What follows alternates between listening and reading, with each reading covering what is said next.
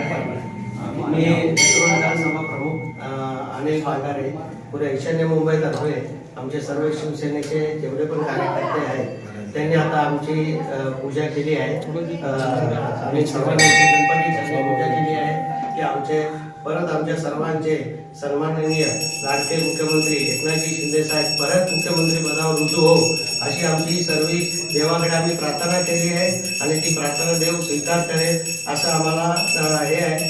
आणि तसंच आमचे महाड कोल्हापूरचे आमदार भरत शेठजी गोगावले साहेब हे पण मंत्रीपद यांना मिळून दे अशी आम्ही देवाकडे प्रार्थना केली आणि आपण पूजा केली आहे आणि आमचा देव ऐकेल असं आम्हाला सर्वांना आहे।